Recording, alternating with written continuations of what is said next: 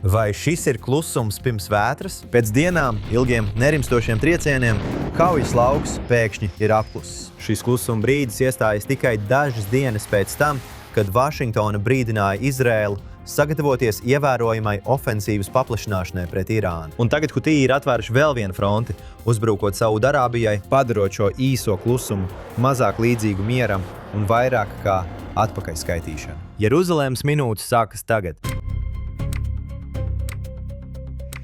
Laipni lūdzam atpakaļ Jeruzalemes minūtē šeit JNS TV. Aleks, izskatās, ka pēc 13 dienām pēc kārtas notikušiem uzbrukumiem prezidents Trumps vēlas dot diplomātijai vēl vienu iespēju. Ziņojumi šeit liecina, ka prezidents Trumps uzskata, ka Irāna vēlas atgriezties pie sarunu galda, ka attiecībā uz vienošanos lietas tagad ir nopietnāks. Pēdējo 48 stundu laikā mēs neesam redzējuši triecienus pēc 13 secīgām naktīm. Prezidents vēlreiz parāda savu nostāju, ka viņš patiesībā dod priekšroku diplomātiskam risinājumam. Tagad viņš arī saprot, ka vienīgais veids, kā virzīties uz diplomātisku risinājumu, ir demonstrēt militāro spēku. Un bija 13 dienas pēc kārtas ar triecieniem. Viņi trāpīja tiltiem, viņi trāpīja elektrostacijām, viņi trāpīja arī citai modernai un svarīgai infrastruktūrai Irānas iekšienē. Un pat šeit Izrēlā bija draudi, un daudz cilvēku to apsprieda. To starp bija viens Likud partijas likumdevējs, kurš pirms nedēļas nogales teica, ka atgriešanās karā ir gaidām pavisam drīz.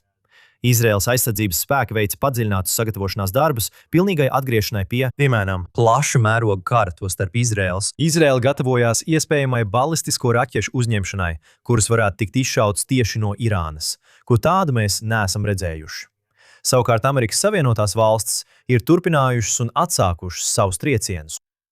Bet, diemžēl, pēc 13 dienām, un tagad, kad premjerministrs iespējams gatavojas doties uz Vašingtonu, par ko mēs vēlāk runāsim, izskatās, ka prezidents mēģina izmantot diplomātiju. Un mēs esam redzējuši, ka pagājušajā nedēļā Irākas premjerministrs nodeva vēstījumu Irānai Amerikas Savienoto Valstu vārdā, iespējams izsakot kādu piedāvājumu. Ziniet, redzēsim, ko Irāņi gribēs darīt, bet kā mēs esam teikuši daudzas reizes, nešķiet, ka tās būtu stāsta beigas. Jā, kā jūs minējāt, gatavojoties šeit Izrēlā nedēļas nogalē, bumbu patvērtnes ir atvērts vismaz 4 vai 5 pilsētās visā valstī. Un iestājoties šabatam piekdienas vakarā, šķita, ka uzbrukums var sākties jebkurā brīdī. Tas nenotika. Prezidents Trumps sacīja, ka Irāna vēl nav gatava noslēgt vienošanos, bet drīziņ būs gatava. Apskatīsim šo fragmentu. Turpinot par Irānu. Vai esat pieņēmis lēmumu par lielajiem triecieniem, uz kuriem jūs atsaucāties? Labi, vai mums vajadzētu sagaidīt lielus triecienus? Skatieties, mēs šobrīd runājam ar viņiem. Es domāju, ka viņi kļūst arvien nopietnāk ar katru dienu, iespējams, acīm redzam iemeslu dēļ. Skatieties, ir 2 veidi. Es uzskatu, ka tas ir gudrākais veids, bet otrs iespējams ir vieglāks veids, kā darīt to, ko mēs darām. Un mēs varam to pacelt daudz augstākā līmenī, ja vēlamies. Jūs zināt, mēs esam gatavi to darīt, kā jūs zināt. Mēs esam pilnīgā kaujas gatavībā. Viņi vēlas noslēgt vienošanos, bet es saku, ka viņi nav gatavi noslēgt vienošanos. Jo katru reizi, kad viņi noslēdz vienošanos, viņi grib to mainīt un visu pārējo. Viņi nav gatavi. Viņi būs gatavi ļoti drīz. Tātad, Aleks, tiek ziņots, ka prezidents Trumps apsvēra milzīgu triecienu, konkrēti vēršoties pret šo Makušu kalnu, kas pazīstams kā Cirtņa kalns. Apskatīsim šo fragmentu. Mēs visticamāk drīz uzbruksim tam apgabalam, un viņi neko nevarēs izdarīt lietas labā. Parasti es tā neteiktu. Ja es domātu, ka viņi varētu kaut ko izdarīt, es to nekad neteiktu. Bet mēs drīz dosim ļoti smagu triecienu tam apgabalam. Tātad, Aleks, parunāsim par šī Cirtņa kalna nozīmi un svarīgumu. Par ko mēs runājam? Kas ir paslēpts zem šī kalna? Un vai tu domā, ka pat ja prezidents saka, ka iespējams sarunas turpināsies, lai panāktu vienošanos, viņi joprojām varētu uzbrukt? Amerikāņi varētu uzbrukt šim objektam tur? Pareizi, tātad 2 lietas ir Cirtņa kalns, kas atrodas netālu no Tonatānzas, un pēdējo nedēļu laikā ir bijušas ziņas, ka Irāna ir pārvietojusi centrifūgas uz šo objektu, par kuru tiek uzskatīts, ka tā varētu atrasties pat vēl dziļāk zem zemes nekā Fordo kodolreaktors. Kas nozīmētu, ka tā varētu būt varbūt neievainojama bunkuru iznīcināšanas bumbām. Man joprojām ir grūti noticēt, ka ja nomestu tik daudz bunkuru iznīcināšanas bumbu, visu bumbu māti, GBU caurstēju bumbas, ko viņi izmantoja Fordo, ka jūs nevarētu iznīcināt šādu veidu kalnu, ja nomestu pietiekami daudz šādu ierīču. Un Amerikas Savienotajām valstīm tās noteikti ir. Bet, ziniet, šķiet, ka ir pierādījumi, ka viņi cenšas kā vien spēj atsākt savu kodolprogrammu. Ir ziņojumi, ka Močtabā Hamenei, augstākā līdera dēls, par kuru šobrīd pat nezinām, vai viņš ir dzīvs vai miris, bet bija ziņojumi, ka viņš ir vēl apņēmīgāks iegūt kodolieročus nekā viņa tēvs. Un tad otrs elements šeit ir bagātinātais urāns, kas, kā zināms, tiek uzskatīts par apraktu galvenokārt Isfahānas kodolobjektā. Un šodien laikrakstā New York Post bija ziņojumi, ka Amerikas Savienotās valstis iespējams apsver vienu no lielākajām speciālo spēku operācijām vēsturē, lai mēģinātu izvest ļoti bagātināto urānu, kā to prezidents dažos brīžos ir devējis par kodola putekļiem. Un tas visticamāk prasītu tūkstošiem karavīru, jo Irāņi noteikti sargā šo zonu. Un pat ja Irānas armija ir būtiski novājināta, viņiem joprojām ir zināms militārais spēks. Tātad būtu nepieciešami tūkstošiem karavīru, lai nodrošinātu teritorijas drošību un to sargātu tik ilgi, cik nepieciešams, līdz specializētie spēki varētu ierasties un veikt šo izvešanu, kas ir ļoti jutīga operācija. Bija arī līdzīgs ziņojums, ka ja bunkuru iznīcinošās bumbas nespēja iznīcināt Pickaxe kalnu, tad varētu tikt veikt arī speciāla operācija, lai iekļūtu Pickaxe kalnā, izmantojot speciālos spēkus. Un tad izmantot sprāgstvielas pašā objektā, nevis nomestās no augšas.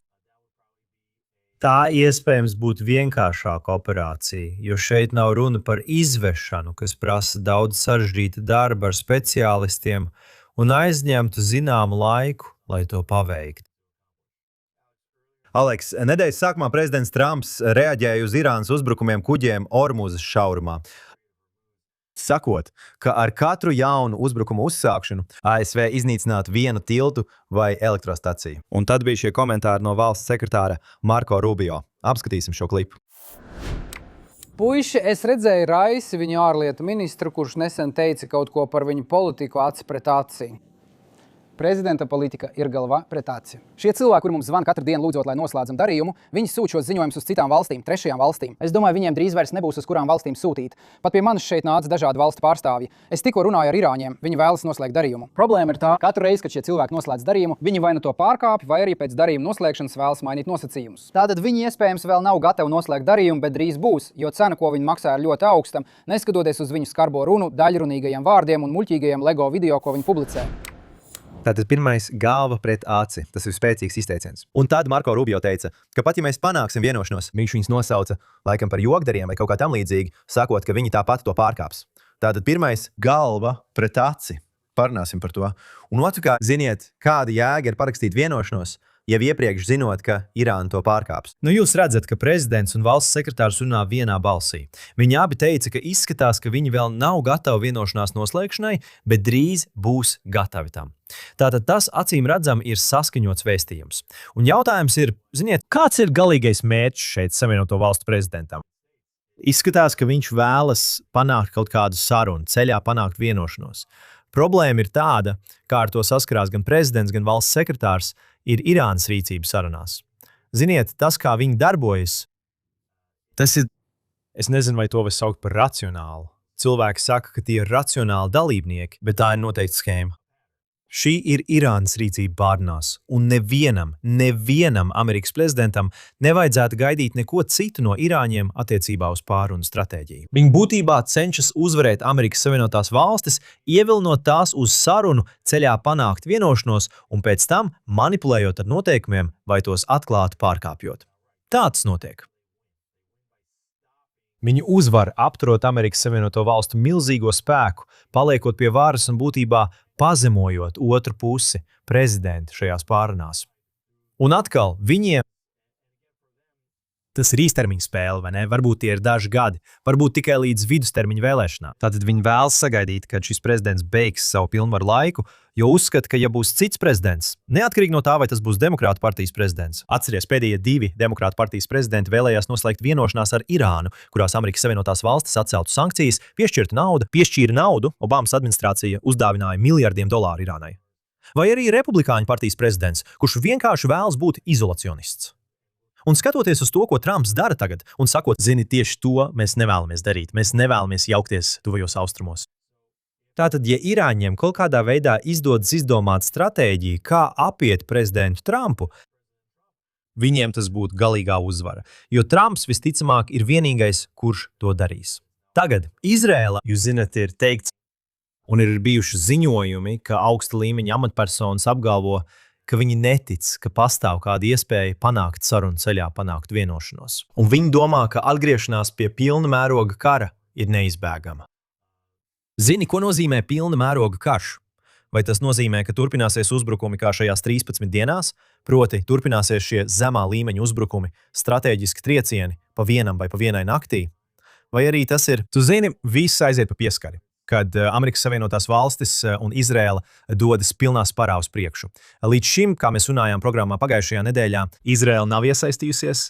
Zini, Irāna ir izšāvusi balistiskās raķetes visā tuvajos austrumos. Viņi izplatīja ziņojumus sakot, zini, neatrodies tuvāk par 500 metriem no amerikāņa, kas, starp citu, parāda, ka balistiskās raķetes ir precīzas aptuveni 500 metru radiusā. Un ne tuvāk, kas no vienas puses ir pārsteidzoši, ņemot vērā, ka viņi šīs lietas šauj augšup atmosfērā no tālas valsts. No otras puses, nav nekādas garantijas, ka tā raķete trāpīs mērķī. Tāpēc viņi teica, neatrodies tuvāk par 500 metriem no amerikāņu bāzes vai amerikāņu karavīra, jo tu būsi mērķis. Bet viņi nav izšāvuši nevienu uz Izrēlu.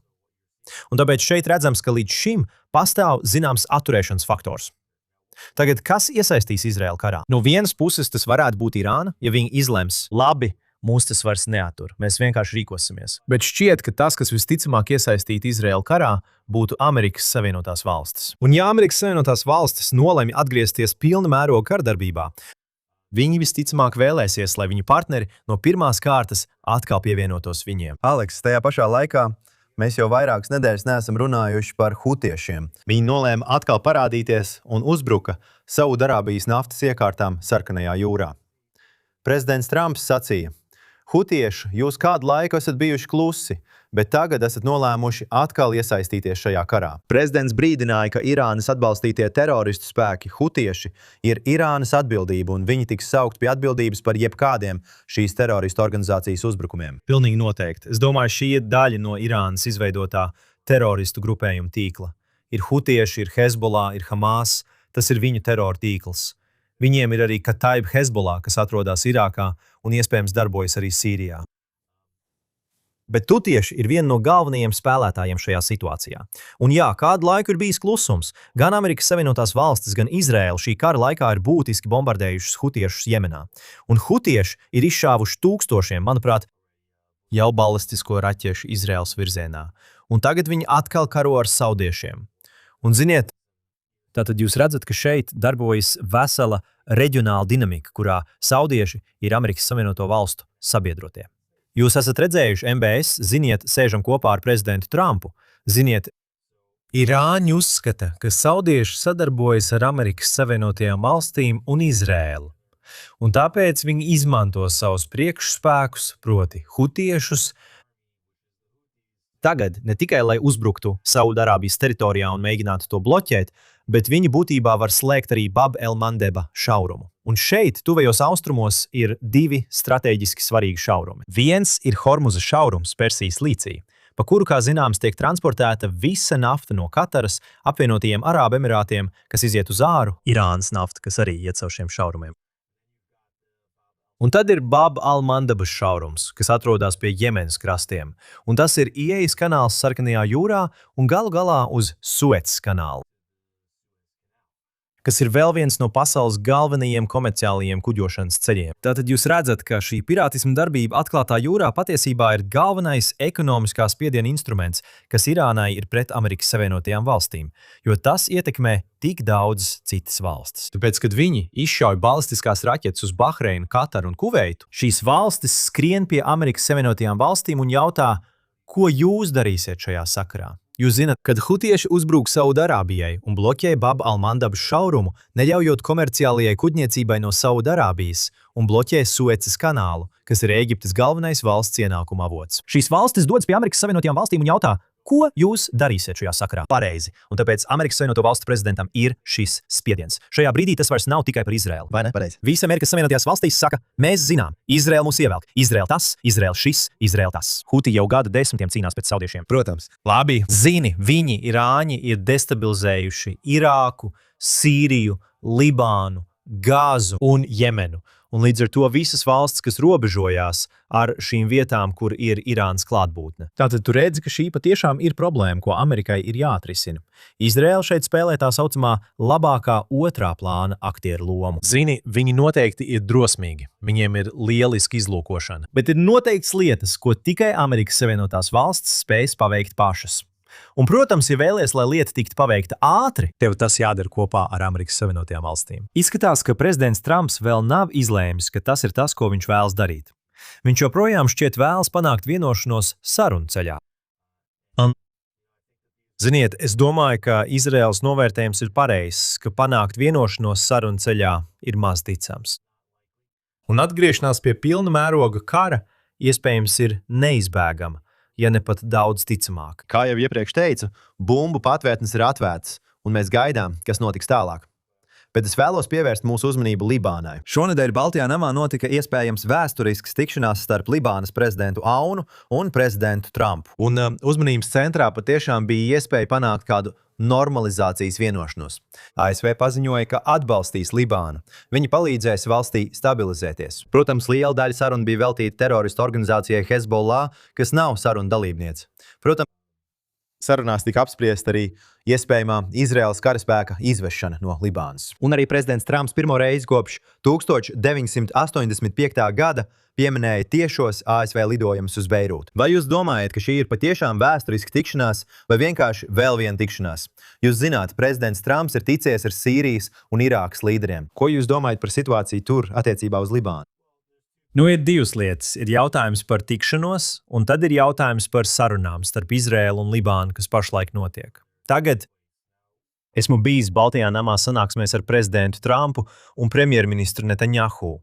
Un, ziniet, es atceros, piemēram, to tikšanos, kurā Trumps februārī teica, ziniet, pēc tam, kad viņš tikko bija atgriezies amatā, tā bija pirmā tikšanās, uz kuru Netanjahu devās satikties ar prezidentu. Un prezidents paziņoja, ka Gaza ir nojaukšanas zona un ka visiem gaziešiem galu galā būs jāatstāj josla, lai attīrītu visu nojaukšanas zonu. Un visi tajā laikā domāja, ka tā ir ļoti vēsturiska tikšanās, un viņi domāja, ka tā būs prezidenta politika. Un jūs sāksiet redzēt gaziešu bēgļu emigrāciju no joslas, kas būtiski mainītu Izraēlas un Palestīnas konfliktu. Vai ne? Galu galā tas tomēr nenotika. Tātad, vai tā bija simboliska tikšanās? Jā, ļoti. Tā bija pirmā reize kopš 2009. gada, kad Libānas prezidents bija Baltijā namā. Un tas notiek vienlaikus ar šīm sarunām, kā jau minējām, kas notiek vairākās kārtās starp Izraēlu un Libānu. Un pēdējā kārta Izraēlas pusē notika pirms nedaudz vairāk nekā nedēļas Romā, ASV. Izraēlas vēstnieks Amerikas Savienotajās valstīs Jehiels Leiders vada šo procesu. Un, kā jau minēju, šeit pagājušajā nedēļā raidījumā, šīs sarunas notiek ļoti pozitīvā un konstruktīvā gaisotnē starp kaimiņiem, kuri abi vēlas redzēt Libānu atbrīvot no Hezbollah. Tāpēc es domāju, ka prezidents ir, izrāda zinām cieņu Džozefam Aunam, kurš Libānas prezidents, kurš uzsāk drosmīgu procesu ar Izraēlu, kas varētu izrādīties vēsturisks process, kas varētu novest pie ekonomiskās normalizācijas, tas varētu novest pie kāda aizsardzības līguma. Tās potenciāli vēlāk varētu veicināt turismu starp abām valstīm, ko patiešām ir grūti iedomāties, jo Izraēla cīnās pret islāma džihādu un teroristu organizācijām, tostarp Hezbollah. Tostarp palestīniešiem patiesībā kopš 80. gadiem. Tātad, ja ne vēl agrāk. Tātad šeit pastāv potenciāli iespēja normalizēt attiecības starp divām valstīm, kuras vēlas atbrīvoties no Hezbollah. Un vienīgais iemesls, kāpēc tas ir iespējams, ir tas, ka Izraēla jau ir paveikusi ievērojumu daļu darba, ievērojami vājinot Hezbollah. Tur vairs nav Hasans Nasrallah. Hezbollah vairs nav nekur tuvu Izraēlas robežai, kā tas bija iepriekš.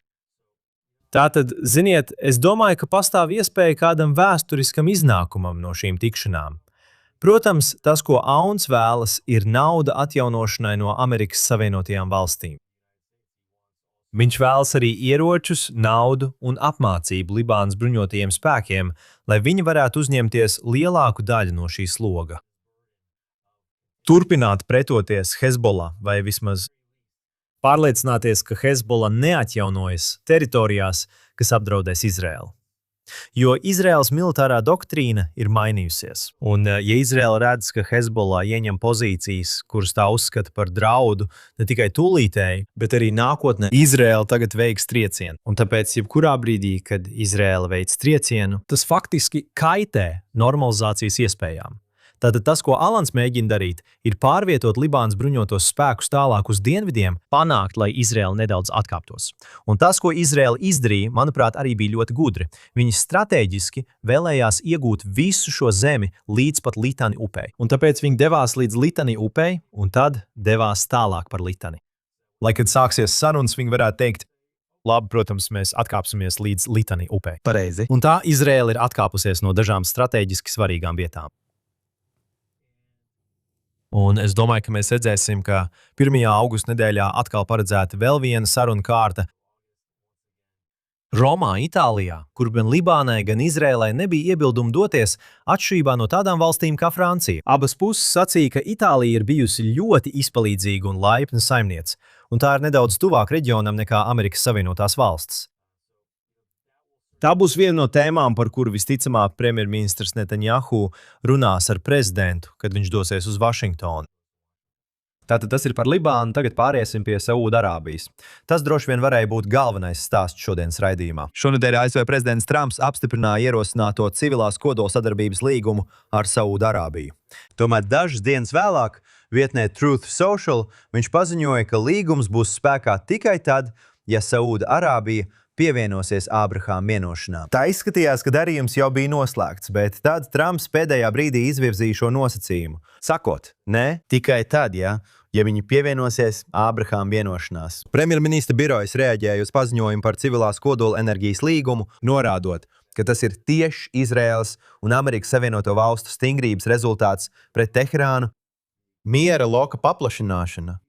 Iespējams. Tomēr ir Izraēlas amatpersonas no opozīcijas, kas saka, ka viņi ir pret šo vienošanos. Un, manuprāt, bija arī viens koalīcijas loceklis, ja nemaldos. Avi Dihters, kurš izteicās pret jebkāda veida vienošanos, kas ļautu Saūdarābijai iegūt jebkādas kodolspējas, sakot, ka Avigdors Liebermans saka, ka tas varētu izraisīt kodolieroču sacensību reģionā. Tātad ņemsim to visu vērā un runāsim par Saūdarābiju. Es domāju, ka tas ir pareizi. Es domāju, tas vienmēr ir bijis drauds. Un tas bija kodolbruņots Irānas drauds jau pašā sākumā, ka tas izraisītu bruņošanās sacensību visā tuvajos austrumos. Un ja Saūdarābija saka, ka viņi vēlās civilu kodolprogrammu, civilā kodolprogramma ir pirmais solis, jūs zināt, ceļā uz ieroču programmu. Un tas ir rādītājs, ka notiek kodolieroču bruņošanās sacensība. Tas nenozīmē, ka Saūdarābija noteikti tieši steidzas pie kodolieročiem, bet izskatās, ka viņi vēlas būt pozīcijā, lai virzītos uz kodolieročiem. Ja viņi uzskata, ka tas atbilst viņu strateģiskajām interesēm vai strateģiskajām vajadzībām. Tāpēc es domāju, ka tas ir nedaudz sarūktinoši. Un es varu saprast, kāpēc daži izrēlieši tam iebilstu. Ziniet, Avi Dihters bija bijušais Šabaks vadītājs. Es domāju, viņš ir bijušais Izraēlas izlūkdienesta vadītājs, iekšējā izlūkdienesta vadītājs. Tātad, ziniet, jums tas jāņem vērā. Es domāju, viņa viedoklis ir jāuztver nopietni. Viņš ir viens no augstākajiem aizsardzības izlūkdienesta amatpersonām premjerministra Benjamina Netanjahu partijā un viņa koalīcijā. Un vienlaiks arī daži citi. Ziniet, un ja opozīcija tam iebilst, iespējams viņi to dara tikai tāpēc, lai kaitētu Netanjahu, kad Netanjahu dodas uz vēlēšanām. Tomēr šķiet, ka Netanjahu ir apmierināts. Man būtu visi iemesli ticēt, ka šāda darījuma nosacījumi starp Amerikas Savienotajām valstīm un Saūdarābiju ir apspriest ar Izrēlu, ka Izrēla tos ir rūpīgi izvērtējusi. Un ziniet, vai izteikusi savas bažas, vai arī pielāgojusi, kāds šis darījums varētu izskatīties. Un vienlaikus es uzskatu, ka Amerikas Savienotās valstis ir veikušas sarunas ar Saūdarābiju, plašas sarunas par ASV vēlmi, lai Saūdarābija pievienotos Abrahāma līgumiem. Es domāju, tas nav nekāds noslēpums, ka tieši to prezidents arī vēlējās. Tātad, ja Saūdarābija normalizēs attiecības ar Izraēlu, izskatās, ka viņi vēlās kaut ko pretī, vai ne? Jūs zinat, jautājums, vai viņi vēlējās F-35 lidmašīnas. Šī ir viena no lietām, ko viņi skaidri norādīja, ka vēlas pretī par normalizāciju, jo šobrīd viņi negrasās normalizēt attiecības par velti, vai ne? Tātad viņi to saprot. Es domāju, ka prezidents Trumps to arī saprot. Tātad, ziniet, viņš liek uz galda kaut ko tādu, ko viņi vēlas. Un jā, viņš ir ļoti cerīgs, ka saudieši normalizēs attiecības īstajā brīdī. Tajā pašā laikā, kā mēs esam teikuši daudzkārt pēdējā gada laikā, ja jūs vēlaties redzēt normalizāciju starp Saūdarābiju un Izraēlu, nerunājiet par to tik daudz publiski. Labi, atcerieties, ka Ābrahāma vienošanās starp Bahreinu, apvienotiem Arābu Emirātiem, Maroku un Izraēlu tika parakstītas nevienam par to nezinot. Mēs visi pamodāmies. Mēs saņēmām ziņas, ka tas notiek, un tad jau viss bija izlemts. Par to slepeni tika risināts sarunas daudzus mēnešus. Un es domāju, ka jūs vēlētos redzēt to pašu ar saudiešiem. Vienkārši slepeni vienoties par kaut ko. Netaisiet skaļus paziņojumus par to, kas notiks. Un kad pienāks īstais brīdis, vienkārši nāciet klajā ar to. Tātad, jūs zināt, mums vienkārši jāgaida un jāskatās. Ir pilnīgi skaidrs, ka gan Izraēla, gan Amerikas Savienotās valstis vēlas, lai tas notiktu. Tāpat šķiet skaidrs, ka Saūdarābija zina, ka normalizācija notiks. Jautājums ir par laiku un to, ko viņi saņems pretī par to. Aleks, tu pieminēji iznīcinātājs F-35. Varbūt Saūdarābija tās vēlas, varbūt nevēlas. Bet mēs noteikti zinām, ka Turcija vēlas iznīcinātājus F-35. Mēs redzējām to ļoti draudzīgo tikšanos G7 samitā. Man šķiet, tas bija aizpagājušajā nedēļā starp prezidentu Trumpu un Erdoganu no Turcijas, kurā prezidents būtībā norādīja, jā, esmu gatavs viņiem dot iznīcinātājs F-35. Pagaidiet mazliet. Valsts departamenta likumdošanas lietu birojas paziņoja, ka Turcija vēl nav tiesīga saņemt šos iznīcinātājus F-35. Iznīcinātāji F-35 var tikt nodoti, tās nevar tikt nodotas, kamēr Turcija neievēro ASV likumus. Tas ietver arī strīda atrisināšanu par Krievijā ražotās S-400 pretgaisa aizsardzības sistēmas iegādi. Tātad pagaidīsim nedaudz. Izskatās, ka tas nenotiks vienas nakts laikā. Valsts departaments šeit iesaistās, sakot, ka Turcija nav gatava saņemt iznīcinātājus F-35. Es domāju, ka tās ir patiešām labas ziņas Izrēlai un Izraēlas premjerministram, ārlietu ministram. Abi izdarīja diplomātisku spiedienu uz prezidentu un viņa administrāciju. Viņi tikai brīdināja, cik slikti tas būtu Izrēlai, ja Turcija iegūtu iznīcinātājus F-35. Viņi absolūti nevēlējās, lai Turcija to saņemtu no Amerikas Savienotajām valstīm. Prezidents to nekad nesolīja. Vai ne? Viņš iepriekšējās preses konferencēs izmantoja neskaidru valodu. Un, kad viņš devās uz G7 samitu, kas notika Ankarā, viņš teica, jā, tas ir kaut kas, ko es apsvērtu. Ziniet, es iespējams vēlētos to atbalstīt. Viņš nekad neapņēmās to darīt. Un tagad, ziniet, pēc tam, kad G7 samits ir beidzies un viņš ir atgriezies Vašingtonā, ir pagājusi apmēram nedēļa. 2 nedēļu starplaiks kopš G7 samita. Tagad Veslīs Bels nāk klajā ar šo. Šī atbildes vēstule norāda, ka Turcijas dalība iznīcinātāju F-35 programmā paliek nemainīga, un tāpēc viņi vēl nevar saņemt iznīcinātājus F-35. Pāriesim pie tā, kas notiek šeit, uz vietas, ja vēlaties Jūdejā un Samarijā, Izraēlas valstī.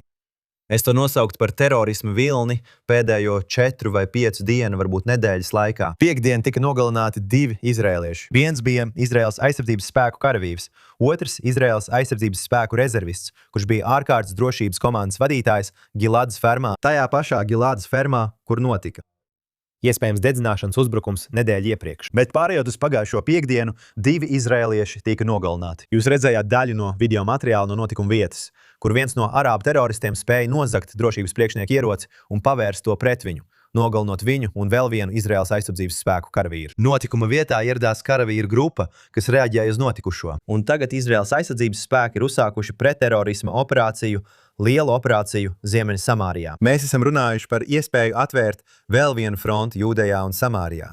Es nezinu, vai tas ir oficiāli noticis vai nē, bet pēdējās vairākās dienās tur ir bijis ārkārtīgi bīstami un nāvējoši. Dienu iepriekš, ceturtdien, tajā pašā apgabalā notika vēl viens uzbrukums. Un tas jau ir dedzināšanas terors. Arābi teroristi izraisīja ugunsgrēku, zinot, ka ebreju ārkārtas dienas darbinieki ieradīsies notikuma vietā, lai mēģinātu nodzēst šo uguni. Un tad viens izraēlietis tika smagi ievainots. Viņš joprojām atrodas slimnīcā. Tātad visi šie uzbrukumi, vēl viens uzbrukums karavīram ceturtdien, Tīša Beāva laikā, kad notika automašīnas uzbrukums, arī automašīnas taranēšana, visādi uzbrukumi, vēl viens notika netālu no Sosijas apvidus, Dienvidu Hebronas kalnos tieši vakar. Vai jūs domājat, ka tas ir? Es nezinu, kā oficiāli nosaka, ka tas ir vilnis, bet tas notiek gandrīz katru dienu, un ceturtdien un piekdien šķita, ka gandrīz katru stundu notiek jauns uzbrukums, kas vērsts pret izrēliešiem. Un piekdien tika nogalināti 2 izrēlieši. Jā, tas noteikti izskatās pēc viļņa. Jautājums ir, vai tas ir vilnis, kas drīz norims, vai tas ir vilnis, kas tagad pāraugs daudz smagākā intifādas stila vardarbībā. 2014. gadā mēs redzējām automašīnu taranēšanu un duršanas uzbrukums intifādas laikā. Un šādas situācijas var patiešām sākt ilgt un sāsināties. Un arī jāsaprot, ka Izrēla visu laiku neapšaubāmi novērš uzbrukums, vai ne? Tāpēc dažreiz, kad nav šī viļņa un šķiet, ka viss ir mierīgi, ziniet, iekšzemē mums nav bijis liels terora uzbrukums. Tas nenozīmē, ka viņi nemēģina, tikai to, ka viņiem nav izdevies. Bet šeit mēs redzam, ziniet, dažādus gadījumus, incidentus, kuros viņiem izdevās. Uzbrukumus, kas bijuši nāvējoši, kas ir ievainojuši. Un pagājušajā nedēļā bija sanāksme, laikam tas bija piekdien, starp premjerministru Netanjahu, aizsardzības ministru, šabaks vadītāju, izlūkdienestu štāba priekšnieku. Un, zini, viņi izveidoja veselu sarakstu ar atbildes pasākumiem uz uzbrukumiem. Viņi aicināja uz nozīmīgām pretterorismu operācijām. Viņi aicināja uz papildus kontrolpunktiem un uzraudzību. Un, zini, es tieši vakarā internetā redzēju ierakstu no kāda arābu influencera vai organizācijas, tu tika rādīta automašīnu rinda, kas virzījās no Kalandijas krustojuma Ramallā, un tās stiepās šķiet vairāku kilometru garumā. Jo viņi, tu zini, veido kontrolpunktus, un šobrīd pārbauda katru transporta līdzekli. Tātad Izrēlā to uztver ļoti, ļoti nopietni. Es nezinu, vai tas tagad pāraugs jaunā frontē, kas atšķirās no tā, kā tas ir bijis pēdējā laikā. Mana sajūta ir, ka tā ir neliels vilnis. Mēs esam redzējuši dažus viļņus kopš 7. oktobra, vairākos dažādos gadījumos. Tu zini kādus secīgus terora uzbrukumus, bet es nezinu, vai mēs patiešām esam redzējuši, ka terora uzbrukumi Jūdejā un Samarijā ilgstošā laika posmā būtu bijuši biežāki, nekā tie bija pat gados pirms 7. oktobra. Jā, tāpēc Izraēlas aizsardzības spēki sestdienas vakarā paziņoja, ka 70 meklētie teroristi tika aizturēti. Un, kā jūs minējāt, visus šos potenciālos uzbrukumus, kurus Izraēlas aizsardzības spēki novērš, manuprāt, tas ir ap 90%. Tāpēc mums tas ir jāatcerās. Redzēju visus šos kadrus, kur Izraēlas aizsardzības spēku komando devās dažos no šiem ciematiem un veica arestus. Viņi arī teica par māju nojaukšanu, piemēram, par šo nojaukšanu. Teroristu māja. Tagad ir arī otra šīs stāsta puse, proti, ka bija cilvēki no Habada Gilāda, kuri, kā zināms, devās pārgājienos dažādos apgabalos. Tagad daži cilvēki ziņoja, ka viņi devās pārgājienos B un A zonās, kas ir, jūs zināt, parasti tiek uzskatītas par teritorijām, kurās izrēliešiem nav atļauts doties. Īpaši A zonā. A zona ir teritorija, kas atrodas pilnā Palestīnas administratīvajā kontrolē, bet arī Palestīnas militārajā kontrolē. Un tas nenozīmē, ka IDF tur neiet. Viņi tur ieiet visu laiku. Zini, B zona ir tā vieta, kur Izraēlas armija būtībā vienkārši ieiet un iziet pēc saviem ieskatiem vienmēr, un šajās teritorijās nav palestīniešu pašpārvaldes drošības kontrolas. Bet, kā redzi, kad paskaties kartē, un kā A, B un C zonas ir sadalīts, tas nav skaidrs zonējums. Zini, tur ir zonas zonās. Un ir mazi A un B zonas laukumi, kurus ieskauj C zona, kas ir teritorijas, kas pilnībā atrodas Izraēlas administratīvajā un militārajā kontrolē. Tāpēc ir grūti precīzi zināt, kur viņi tajā brīdī devās pārgājienā. Bet tu redzi, ka tu dodies uz A zonu un tu brauc pa Izraēlas ceļiem, un tu brauc pa ceļiem C zonā, un tu redzi, ka ja ceļš, kas ved uz A zonu, tur ir liela sarkana zīme, uz kuras rakstīts, ka tu grasies iebraukt A zonā, un ka Izraēlas pilsoņiem tas ir nelikumīgi. Ko mēs uzlikām? Izraēla uzlika. Izraēla tās uzliek.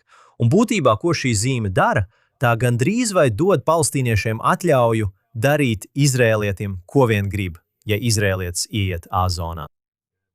Jā, kas ir bīstama situācija, kas ir ļoti grūti noticēt.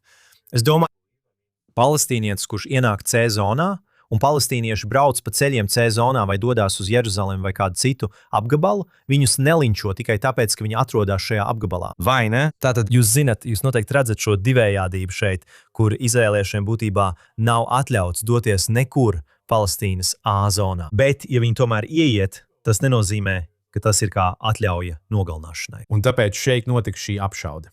Un, diemžēl, bojāgājušais bija Benejahu Mels, 32 gadu vecumā. Ja nemaldos, 2 bērnu tēvs, kurš tika nogalināts. Un tā ir nopietna problēma. Un tad no otras puses ir ziņots par iespējamiem atriebības uzbrukumiem no kalnu jauniešu puses, kuri klaiņo pa šīm teritorijām. Ziniet, viņi pārsvarā, es viņus sauktu par atstumtiem pusauģiem, kuriem ļoti rūp šī zeme, kur nejūtas tā, it kā armija labi pildītu savus pienākumus, sargājot šo teritoriju. Un tāpēc ņem likumu savās rokās. Izraela ir valsts ar tiesisko sistēmu un armiju, un tas nav noderīgi, es teiktu, valdībai. Un esmu dzirdējis no daudziem augstranga amatpersonām, ka tas patiesībā kaitē viņu diplomātiskajām attiecībām ar citām valstīm. Kad notiek šāda veida atriebības uzbrukumi, jūs zinat, vai šie uzbrukumi un kas bieži tiek ziņots kā tā sauktā kolonistu vardarbība. Bet es tiešām domāju, ka tas šeit ir jānosaka ļoti skaidri, ka, jūs zinat, ir daži simti bērnu, kas skraida apkārt, un bērni varbūt, jūs zinat, jaunieši pat nedaudz pār 20 gadu vecumam, kas, jūs zinat, skraida apkārt. Tas nav tas pats līmenis, kā tas, kas jums šeit ir ar palestīniešu terorismu. Jūs zināt, tas ir daudz, daudz lielākā mērogā. Un tas ir ļoti ērti medijiem. Es teiktu, politiskajai kreisajai pusē, ne tikai Izrēlā, bet arī Amerikas Savienotajās valstīs un Eiropā. Un tad teikt, hei, zini, ir terorisms, ir kolonistu vardarbība, un tu, zini, pielīdzini vienu otram. Šīs divas lietas nav pat tuvu vienā līmenī. Gadu gaitā palestīniešu teroristi ir nogalinājuši tūkstošiem un tūkstošiem cilvēku. Un arī tas, ko bieži dēvē par tā saukto kolonistu vardarbību. Tie var būt radikāli kolonistu jauniešu uzbrukumi. Tas var būt arī kopienas ātrās reaģēšanas vienības atbilde uz palestīniešu teroraktu, ko viņi sauks par kolonistu vardarbības uzbrukumu. Un viņi pat sauks ebreju apmeklējumus Tempļa kalnā, kas notiek saskaņā ar Izraēlas policijas noteikumiem. Dažkārt arī šos gadījumus viņi dēvē par kolonistu vardarbību. Tāpēc ir ļoti svarīgi to ievietot kontekstā. Atzīstot, ka šeit pastāv problēma, mēs patiešām nevēlamies, lai mūsu jaunieši paši ņemtu likumu savās rokās. Mums tam ir armija. Mums ir valdība, kas dod norādījumus armijai, ko darīt. Bet ik viens, kurš domā, ka tā sauktā kolonistu vardarbība ir pielīdzināma palestīniešu terorismam, kļūdās. Tas nav viens un tas pats. Mēs nerunājam par vienu un to pašu. Pilnīgi pareizi. Es domāju, ka pagājušajā gadā no Palestīnas pašpārvaldes teritorijām pret ebrejiem tika veikti 7000 teroraktu, salīdzinot ar ļoti, ļoti mazu uzbrukumiem no ebreju puses. Vēl viens jautājums, ko šis incidents aktualizē, un atkal man vēl nav visu detaļu par notikušo. Tiek veikta izmeklēšana par to 2 izraēliešu nogalināšanu piektdien. Jautājums ir, vai viņi baidījās šaut uz tiem arābiem? Daudz cilvēku jautā, vai viņi vilcinājās. Tāpēc kā? Ir spēka pielietošanas noteikumi. Jā, tu klausīsies. Ja tu šauj, tāpēc daudz cilvēku saka, vai viņi nešāva pietiekami ātri. Jo arābs, un atkal, Dievs pasargi, es netiesāju tos, kas bija notikuma vietā. Es nezinu precīzi, kas viņiem tajā brīdī bija prātā. Bet ja jūs skatāties dažus no videoklipiem, kas parādās, jūs zinat, arābs spēja nozagt apsargu ieroci un izmantot to pret viņu. Vai viņš nepielietoja pietiekamu spēku? es nezinu. Tas ir tieši tas jautājums. Tas noteikti izskatās pēc neveiksmes. Es domāju, ja tam ir iemesls, kāpēc tev ir ierocis. Un ja palestīnietis tuvojas tev bīstamā veidā, tāpēc tev ir ierocis. Tas ir, lai aizsargātu tavu dzīvību. Diemžēl, manuprāt, statistiski cilvēks biežāk tiek nogalināts ar savu pašu ieroci nekā ar jebkuru citu ieroci. Tā ir tikai statistika, ko iespējams ir viegli saprast. Bet nepietiek tikai ar to, ka jums ir ierocis. Jums ir jābūt apmācītam, jo zaudēt savu ieroci var būt ne tikai nāvējoši jums pašam, bet arī daudziem citiem. Starp citu, par ko jūs runājat iepriekš, kad ebrejs aizstāvs pēkšņi kameras sāk filmēt, un tie anarchisti un galēji ekstrēmie, galēji kreisie, ziniet, viņi ir gatavi filmēt tiklīdz ebrejs atbild. Un tad viņi to sauc par kolonistu vardarbību, it kā viņi būtu sākuši visu šo situāciju. Un tad pat paskatoties, kā daži Izraēlas mēdīji par to ziņo. Ziniet, es redzēju tajā dienā laikrakstā Times of Israel. Viņi atsaucās uz vairākiem incidentiem. Viņi to nosauc par apšaudi starp izrēliešiem un palestīniešiem. Tas bija terorakts. Izrēlieši bija pārgājienā, un viņiem uzbruka arābi. Gandrīz tika linčoti. Un tad, ziniet, viens no izrēliešiem bija bruņots, un beigās tika sašauts. Kad sākās nekārtības un reģionā ieradās citi drošības spēki, arī citi tika sašauti šajā apvidū, reaģējot uz notikušo. Bet tas nenozīmē, ka vienkārši sākās apšaude. Šeit nav nekādas kauboju filmas.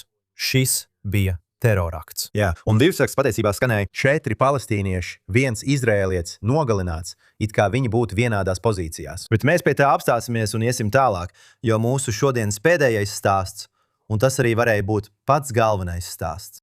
Izraels premjerministrs Netanjahu dodas uz Vašingtonu, D.C. Pirmdien. 27. jūlijā. Pēc prezidenta Trumpa uzaicinājuma es uzskatu, ka šī ir viņa 7. vizīte kopš prezidenta Trumpa stāšanās amatā. Vismaz tā šeit rakstīts.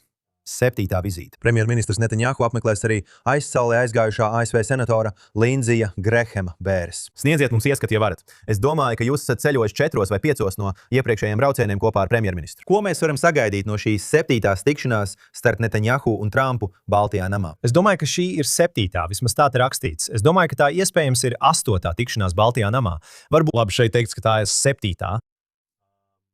Ziniet, prezidents nav amatā tik ilgi. Neviens cits pasaules līderis nav ceļojis tik daudz reižu, pat ne tuvu tam. Pareizi. Ziniet, es brīnos, cik daudz vispār tur ir bijuši 2 reizes. Un es šaubos, vai kāds tur ir bijis 3 reizes, un noteikti neviens nav bijis tur 7 reizes. Un tas tikai parāda ļoti, ļoti ciešo sadarbību, kas pastāv starp Amerikas Savienotajām valstīm un Izrēlu. Pirms katra no šiem apmeklējumiem, katrs no tiem vienmēr tiek ziņots par plaisu starp abām administrācijām. Un es atklāju, ka, kad es atspoguļoju šos apmeklējumus, daļa no mana darba ir ziņot par to, ka patiesībā nekādas plaisas nav, ka tas ir mākslīgi radīts stāsts. Un es domāju, ka šeit jūs redzat, ka ja starp Amerikas Savienoto Valstu prezidentu un premjerministru būtu plaisa, tad viņš netiktu uzaicināts. Protams. Un tagad, starp citu, tur nebija skaidrs, vai šis uzaicinājums šoreiz īstenosies. Jau pirms dažām nedēļām gan Amerikas Savienotās valstis, gan Izraēla bija paziņojušas, ka tikšanās būs gaidāma. Un tad, uzreiz pēc tam, kad uzzinājām par Lindsaya Grehema aiziešanu, mēs zinām, ka Lindsajs Grehems bija amerikāņu līderis, kurš tikās ar premjerministru Netanjahu. Droši vien tikpat daudz vai pat vairāk nekā jebkurš cits senators vai kongresmenis, ziniet, visā ļoti ilgajā, izcilajā, vairāku desmitgažu karjerā. Un tāds arī bija. Es domāju, ka ir normāli, ka premjerministrs Netanjahu vēlējās doties izrādīt cieņu. Bija jautājumi par to, kad notiks šīs bēres. Ir jau pagājis. Es domāju, ka ir pagājušas gandrīz 2 nedēļas, kopš Lindsajs Grehams aizgāja mūžībā. Jūs zinat, šeit Izrēlā, tātad, ja kāds aiziet mūžībā, Dievs pasarg, viņu parasti apglabā tajā pašā dienā, pat tajā pašā naktī. Tāpēc mēs parasti nesaprotam, kāpēc jāgaida 2 nedēļas, lai notiktu bēres. Bet tas, ziniet, tas notiek Amerikas Savienotajās valstīs. Tas nav tas pats. Bet tas tika paziņots tikai. Man šķiet, ka tikai piektdien tika paziņots, ka premjerministrs dosies uz šo tikšanos, kas sakastīs tā provizoriski ieplānot otrdien.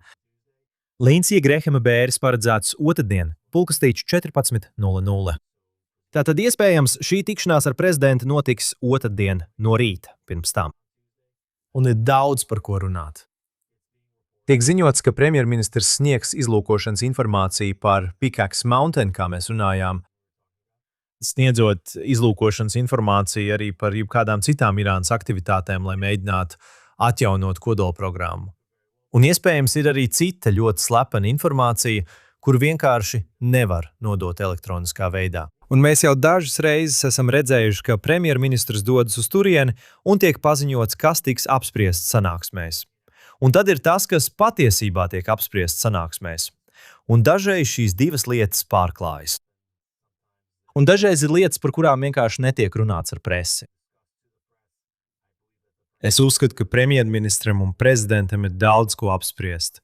Un, protams, galvenais jautājums dienas kārtībā būs tas, vai būs pilna mēroga kara atsākšanās, kurā iesaistīta arī Izrēla, Amerikas Savienotās valsts un, protams, Irāna. Sekojiet līdzi, protams, jns.org par Netanjahu un Trumpa tikšanos. Mums būs jāpārbauda šie dati, bet GNS jūs informēs. Tas arī viss šonadēļ redzījumā Jeruzalemes minūte. Viņš ir Aleks Traimans, JNS izpilddirektors. Es esmu Džošs Šastins, JNS korespondents. Noteikti atbalstiet mūs ar superthanks, abonējiet un apmeklējiet JNS TV, lai skatītos visu šo lielisko saturu. Un, protams, jns.org, lai uzzinātu visas jaunākās un aktuālākās ziņas no Izraēlas, tuviem austrumiem un visas ebreju pasaules jaunumiem. Tiekamies nākamnedēļ šeit redzījumā Jeruzalemes minūte kanālā JNS TV.